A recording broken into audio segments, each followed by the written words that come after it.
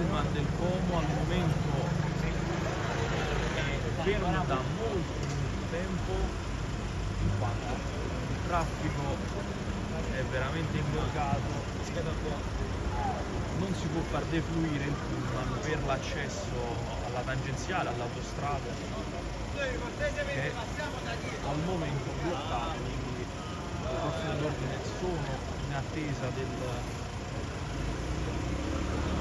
flusso corretto del traffico. Rivediamo, ad ora il pullman del Como è ancora qui. Finalmente è il pullman del Como. Prima di morsato a causa del